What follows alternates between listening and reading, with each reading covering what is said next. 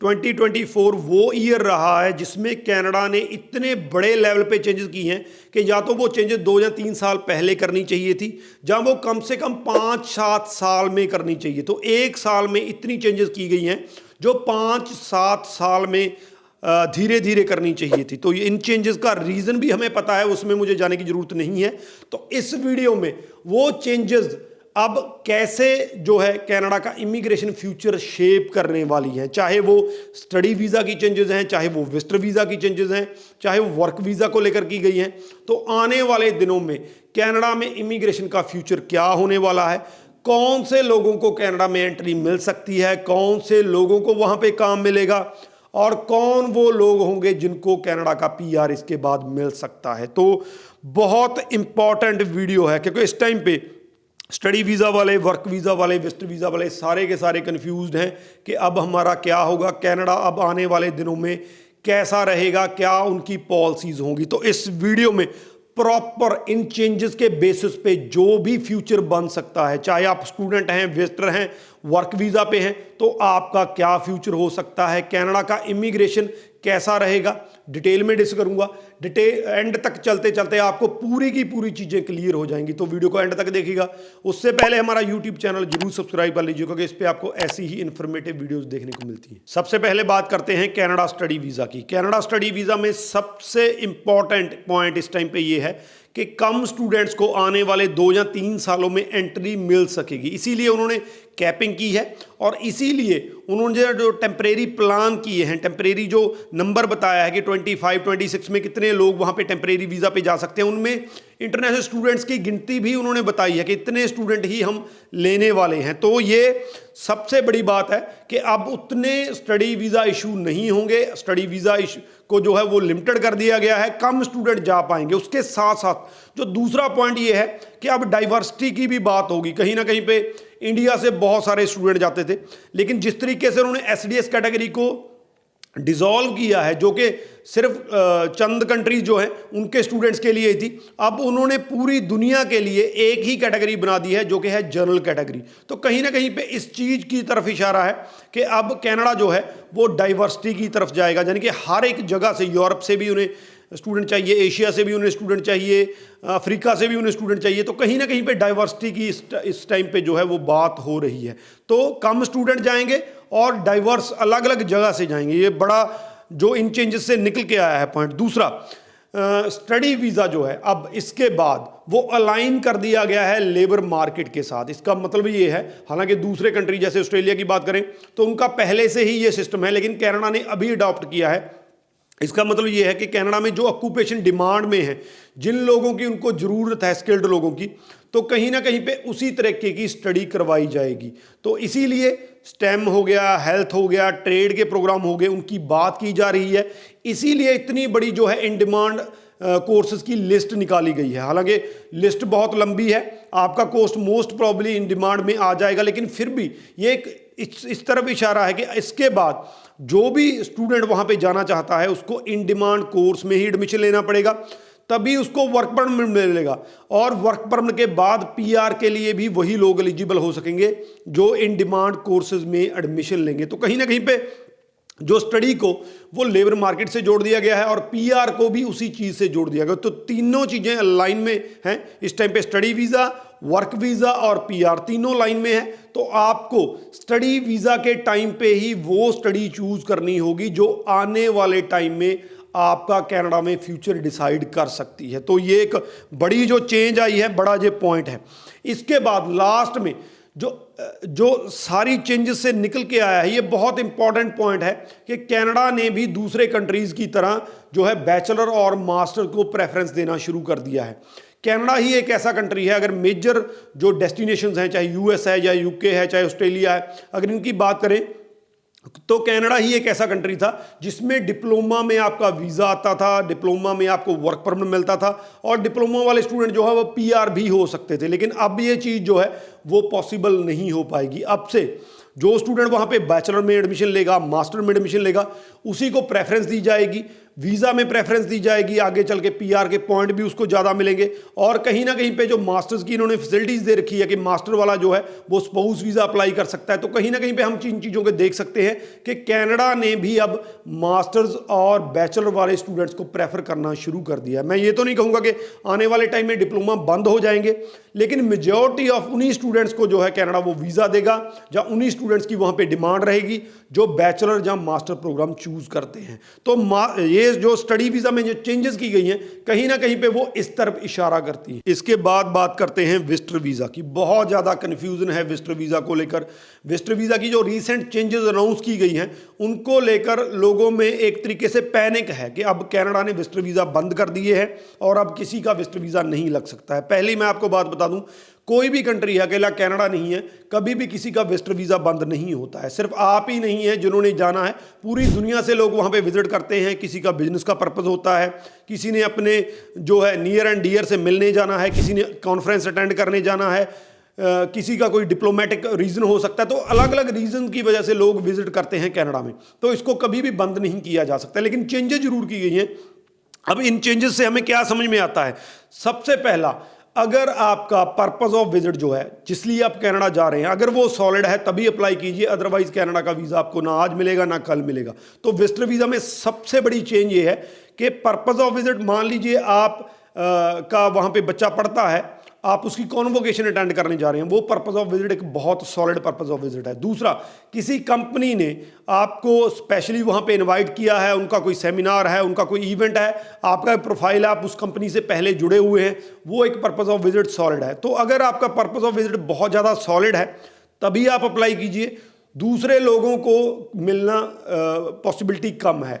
हालांकि हमने देखा है कि फरवरी मार्च में जैसे हमने मैं फ्रेंड से मिलने जाना है, मैंने अपने चाचा से मिलने जाना है, तो ऐसे वीज़ाज भी आए हैं। लेकिन इसके बाद इन वीज़ाज की पॉसिबिलिटी बहुत कम है। इसके बाद वही लोग कनाडा में विजिटर वीज़ा ले पाएंगे जिनके पास वहाँ जाने के लिए एक सॉलिड रीज़न है। अगर आपका रीज़न सही नहीं है, अगर उन्हें लगता है कि यह लॉजिकल रीज़न नहीं है कि सिर्फ बर्थडे अटेंड करने जाना है, किसी फ्रेंड की शादी है, जो फ्रेंड आपका बहुत टाइम पहले आपको जो है इंडिया छोड़ के चला गया था, तो उसकी अब शादी एकदम से आपने शादी अटेंड करने जाना, तो ये चीज़ें जो है वो लॉजिकल नहीं मानते हैं। इन चीज़ों में वीज़ा आने की पॉसिबिलिटी कम है। तो इस टाइम पे अगर विजिटर वीज़ा लेना है तो पर्पस ऑफ विजिट जो है बहुत सॉलिड होना चाहिए। दूसरा, आपकी जो ड्यूरेशन है, क्योंकि इस पर बहुत ज़्यादा कन्फ्यूजन है कि अब क्या विजिटर वीज़ा 10 साल का मिलेगा या कम का मिलेगा। अगर मैं अब की बात करूं, हमारे रिसेंटली आज ही 2 वीज़ा आए हैं, तो दोनों ही 10 साल के आए हैं, यानी कि ये जो चेंजेस हैं वो अभी इंप्लीमेंट नहीं हुई हैं जिस टाइम पे ये मैं वीडियो बना रहा हूं, लेकिन आने वाले दिनों में ये चेंजेस जो है इंप्लीमेंट हो जाएंगी। इसमें जो ड्यूरेशन है वो इस चीज़ पर डिपेंड करेगा कि आप कनाडा किस लिए जा रहे हैं। मान लीजिए आपका कनाडा का जो पर्पस है, आपकी कॉन्फ्रेंस है, 2 दिन की कॉन्फ्रेंस है, तो वीज़ा आपको 1 महीने का 2 महीने का मिल सकता है, ताकि आप वो कॉन्फ्रेंस अटेंड करके कनाडा में थोड़ा बहुत घूम के वापस आ सकें। अगर आपका पर्पस ऑफ विजिट वहाँ पे ऐसा है कि आपको वहाँ पे 3-4 महीने स्टे करना पड़ेगा, तो आपको साल 2 साल का वीज़ा मिल सकता है। इसके अलावा यहाँ पे मल्टी एंट्री और सिंगल एंट्री की भी बात होती है कि सिंगल एंट्री किसको मिलेगा, मल्टी एंट्री किसको मिलेगा। अब नेचुरली है मल्टी एंट्री उसी को मिलेगा जिसका ड्यूरेशन लंबा है, यानी कि जिसने काफ़ी साल तक कनाडा में जो है आना जाना करना है। मान लीजिए वहाँ पे आपका कोई ऐसा काम है कि अगले 5 या 6 साल तक आपने कई बार कनाडा में जाना है, कई बार आना है, और सॉलिड रीज़न है, तो आपको एक लंबा 5-6 साल का 10 साल का वीज़ा दिया जाएगा, जिसमें आपको मल्टी एंट्री वीज़ा दिया जाएगा, ताकि आपको वीज़ा बार बार अप्लाई ना करना पड़े और आप कभी भी कनाडा जा सकते हैं, कभी भी कनाडा से आ सकते हैं। तो वो मल्टी एंट्री और लॉन्ग ड्यूरेशन के लिए होगा। लेकिन अगर आपकी एंट्री एक बार में बनती है, जैसा मैंने कहा कि कॉन्फ्रेंस अटेंड करने जाना है, तो नेचुरली है वो 2 दिन का इवेंट है, उसके बाद आपने वापस आ जाना है, आपको दोबारा जाने की जरूरत नहीं है, तो आपको सिंगल एंट्री वीज़ा मिलेगा। तो अब सिंगल एंट्री और मल्टी एंट्री प्लस कितने टाइम का मिलना है, ड्यूरेशन कितना है, वो इस चीज़ पे डिपेंड करेगा कि कनाडा में आपने क्या काम करने जाना है, क्या रीज़न है, कितना लंबा आपने वहाँ पे रुकना है, कितने बार आपका आना जाना कनाडा में होना है। तो इन चीज़ों को प्रॉपरली देखकर ही आपको ड्यूरेशन जो है, कितने टाइम का वीज़ा उन्होंने अप्रूव करना है, ये सारी चीज़ें देखकर ही आपको वो वीज़ा दिया जाएगा। थर्ड जो है, ये सबसे ज़्यादा इंपॉर्टेंट है। मैं ये नहीं कह रहा कि इसके पहले विजिटर वीज़ा की जो असेसमेंट है वो प्रॉपर नहीं होती थी, लेकिन अब इसको प्रॉपरली उससे भी ज़्यादा डीप असेसमेंट होगी। जिसमें आपका पर्पस ऑफ विजिट क्या है, क्या आपका पर्पस ऑफ विजिट वाकई ही इतना इंपॉर्टेंट है कि आपको कनाडा में विजिट करना जरूरी है, आपके फंड्स क्या हैं, ये बहुत ज़्यादा इंपॉर्टेंट है। क्या आपके पास इनफ फंड्स हैं कि कनाडा आप आने जाने का खर्चा उठा सकते हैं, वहाँ पे रहने का खर्चा उठा सकते हैं, ये बहुत इंपॉर्टेंट इसके बाद रहेगा। और क्या आपके पास कंटिन्यूस एक सोर्स ऑफ इनकम है जिसके द्वारा आप कनाडा में जब भी जाएंगे तो आपके पास इनफ जो है फंड्स रहेंगे। और वो फंड्स कहाँ से आए हैं, उनका सोर्स भी देखा जा सकता है कि क्या वो जो फंड हैं जो आप कमाई करते हैं उससे आए हैं, जो आपने किसी से पकड़ के वो रखे हैं। तो ये सारी चीज़ें कहीं ना कहीं पे अब जो है प्रॉपरली असेस की जाएंगी। इनको असेस करने के बाद ही आपको विजिटर वीज़ा दिया जाएगा। तो विजिटर वीज़ा में जो सबसे बड़ी चेंज मैं देख रहा हूँ, जो देखने को हमें मिल रही है, वो ये है कि विजिटर वीज़ा अब बहुत ही अच्छे तरीके से असेस किया जाएगा। उसी का विजिटर वीज़ा लगेगा जिसका रीज़न सॉलिड है, जिसके पास प्रॉपर फंड्स हैं, जो कहीं ना कहीं पे ये रीज़न बता पाएगा कि मैं अपना पर्पस ऑफ विजिट करने के बाद अपनी कंट्री में वापस चला जाऊंगा। अगर ये चीज़ें आप सेटिस्फाई कर देंगे, उस असेसमेंट में उनके लगेगा कि ये सही जो प्रोफाइल है, तो आपको विजिटर वीज़ा मिलेगा। तो विजिटर वीज़ा की ये चेंजेस हैं वो बड़े स्केल पे हैं। आने वाले 2 या 3 साल तक ये चेंजेस जो हैं इसी तरीके से लागू रहेंगे। और लास्ट में बात करते हैं वर्क वीज़ा की। वर्क वीज़ा में सिर्फ वही नहीं आते हैं जो कनाडा से बाहर रह के वर्क वीज़ा वहाँ का अप्लाई करते हैं। जो भी लोग, जैसे किसी ने स्पाउस वीज़ा लिया वो भी वर्क परमिट लगाता है, ओपन वर्क परमिट, वो भी वर्क वीज़ा की कैटेगरी में आ गया।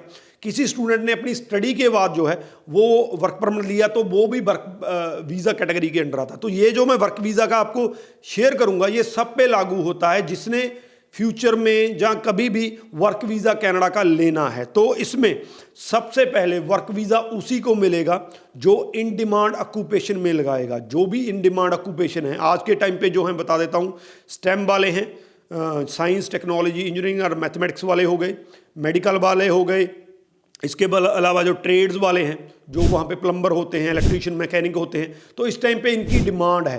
तो अगर आपने ये चीज़ें कर रखी हैं, आपका इसमें एक्सपीरियंस है, तो बहुत ज़्यादा चांसेस हैं कि आपको वर्क वीज़ा जो है वो इजीली लग सकता है, क्योंकि वहाँ पे इन चीज़ों की डिमांड है। तो आप अगर इन चीज़ों में LMI लेते हैं तो आपके वर्क वीज़ा अप्रूव होने की बहुत ज़्यादा पॉसिबिलिटी है। ये चीज़ कहीं ना कहीं पर अगर आप कनाडा में ऑलरेडी बैठे हैं, आपने वहाँ से वर्क परमिट जो है वो कन्वर्ट करवाना है किसी और वीज़ा से, जहाँ आप स्टूडेंट भी हैं, तब भी आपको तभी वर्क वीज़ा मिल पाएगा अगर आप इन जो है ऐसे ऑक्यूपेशन में जो इन डिमांड है उसमें आपकी एडमिशन है, वो आपने कोर्स किया है, जहाँ उसका आपको एक्सपीरियंस है। तो इसके बाद इन डिमांड ऑक्यूपेशन वालों को ही वर्क वीज़ा मिल सकेगा।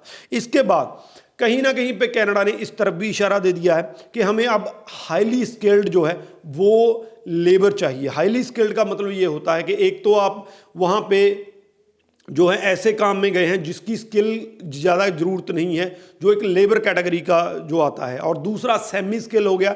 सेमी स्किल में ये हो गया कि आपको बहुत हाई लेवल की स्किल नहीं चाहिए। लेकिन अब कनाडा ने इस तरफ इशारा दे दिया है कि हमें बड़े टॉप लेवल के इंजीनियर चाहिए, IT प्रोफेशनल्स चाहिए, हेल्थ प्रोफेशनल चाहिए, वो लोग चाहिए जिनके पास बहुत ही हाई लेवल का एक्सपीरियंस है, जो कहीं ना कहीं पे मल्टीनेशनल में एक्सपीरियंस रखते हैं, जिनकी डिग्रीज जो हैं उस लेवल की हैं। तो इसके बाद जो हाईली स्किल्ड लोग हैं उनका वर्क वीज़ा आने की पॉसिबिलिटी ज़्यादा रहेगी, दूसरों की पॉसिबिलिटी कम रहेगी। एक रीसेंट चेंज आपको बता देता हूँ, रीसेंट चेंज में वो LMI के पॉइंट PR में कम करने जा रहे हैं, लेकिन इसमें एक बड़ा कैच है, वो सिर्फ 50 पॉइंट की LMI है। जो लो लेवल का जो LMI होता है उसमें 50 पॉइंट आपके PR में जुड़ते हैं, उसी को कम करने की बात कर रहे हैं। जो लेवल 0 की जॉब्स हैं, जिसमें आपकी जो है मैनेजमेंट लेवल की जॉब्स आ जाती हैं, बहुत हाईली स्किल्ड जॉब होती हैं, उसके आपको 200 पॉइंट मिलते हैं PR में, उसको कम करने की बात नहीं की जा रही है। तो ये इसी तरफ इशारा है कि आने वाले टाइम में जो कनाडा है वो हाईली स्किल्ड लोगों को प्रेफरेंस देगा, उन्हीं को वर्क वीज़ा देगा और उन्हीं को आगे चल के जो है वो PR की पॉसिबिलिटी रहेगी। और लास्ट में कनाडा ने बिल्कुल साफ कर दिया है, अपनी कंपनीज को भी साफ कर दिया है, वहाँ पे जो बिजनेस ऑपरेट होते हैं, चाहे कोई भी ऑपरेट करता है, तो उनको भी साफ कर दिया है कि अब आपको फॉरेन लेबर पे अपनी डिपेंडेंसी जो है वो कम करनी होगी। अगर इस टाइम की बात करें तो कनाडा में बहुत बड़ी गिनती पे फॉरेन लेबरर्स हैं, चाहे वो इंडिया से आते हैं, चाहे वो लैटिन अमेरिका से आते हैं, तो बहुत बड़ी गिनती में लोग अलग अलग सेक्टर्स में काम करते हैं, जिसकी वजह से कनाडा में जो इनसाइड कनाडा वहाँ के सिटीजन हैं, वहाँ के PR हैं, उनको जॉब की दिक्कत आ रही है। तो इस चीज़ को लेकर कनाडा गवर्नमेंट ने, चाहे फेडरल गवर्नमेंट है, चाहे वहाँ की कोई प्रोविंशियल गवर्नमेंट है, उन्होंने क्लियर कर दिया है कि इसके बाद बिजनेस को, हर एक बिजनेस को, हर एक कंपनी को कैनेडियंस को प्रेफरेंस देना पड़ेगा। तो कहीं ना कहीं पे अब जो है फॉरेन लेबर पे डिपेंडेंसी कम होने की बात की जा रही है। तो आने वाले टाइम में एक पॉसिबिलिटी ये है कि वर्क वीज़ा की जो लिमिटेशंस हैं, जो स्ट्रिक्टनेस है, वो और भी ज़्यादा कर दी जाए। किसी एक पर्टिकुलर सेक्टर में जहाँ पे कनाडा से लोग उन्हें मिल सकते हैं, उसमें बिल्कुल फॉरेन जो है लेबर उसको बंद कर दिया जाए। कोई ऐसे सेक्टर जो हैं यहाँ पे कनाडा में आपको लोग नहीं मिल रहे हैं उस स्किल के, तो उनको ही कनाडा में वर्क वीज़ा दिया जाए। जिसपे आपको कनाडा के अंदर से लोग मिल रहे हैं तो उनको पूरी तरह से बंद कर दिया जाए। तो इस चीज़ की पॉसिबिलिटी भी है। तो वर्क वीज़ा अब कहीं ना कहीं पे स्ट्रिक्ट होने वाला है, हो भी चुका है। बहुत सी ऐसी चेंजेस हैं, बहुत सी ऐसी स्ट्रिक्टनेस हैं जो उन्होंने ऑलरेडी अनाउंस कर दी हैं। इसके अलावा इन डिमांड ऑक्यूपेशन वालों को ही अब इसके बाद वर्क वीज़ा मिल सकता है। तो वर्क वीज़ा को लेकर भी हमें बड़ी चेंजेस देखने को मिली हैं। जो मैंने आपको बातें कही हैं, ये आने वाले दिनों में हमें जो इमिग्रेशन का पार्ट देखने को मिल सकता है। तो ये है कनाडा का इमिग्रेशन का फ्यूचर। जो भी चेंजेस, चाहे वो स्टडी वीज़ा को लेकर आई है, चाहे वो वर्क वीज़ा, विजिटर वीज़ा को लेकर आई हैं, तो उन चेंजेस से हमको समझ आ सकती है कि कनाडा का इमिग्रेशन किस तरफ बढ़ रहा है, कि अब कनाडा किन लोगों को जो है वहाँ पे एंट्री देगा, किन लोगों को वहाँ पे काम मिलेगा और कौन से वो लोग हैं जिनको पीआर हो सकती है। मेरी कोशिश रही है इस वीडियो में, हालांकि और भी लंबी ये वीडियो हो सकती थी, आपको और भी डिटेल में बता सकता था, लेकिन फिर भी काफ़ी लंबी वीडियो है।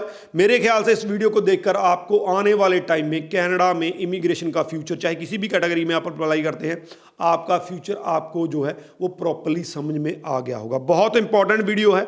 मेरा पूरा एक्सपीरियंस, मेरी पूरी नॉलेज मैंने इसमें देखने की कोशिश की है, इसलिए वीडियो को शेयर जरूर कर दीजिए ताकि मैक्सिमम टू मैक्सिमम लोगों तक ये वीडियो पहुंच सके और वो इस नॉलेज के बेसिस पे अपने डिसीजन जो है वो प्रॉपरली ले सकें। इस वीडियो के रिगार्डिंग अगर कोई क्वेश्चन है तो नीचे लिख दीजिए, आपको आंसर मिल जाएगा। राजवीर चहल, थैंक यू सो मच।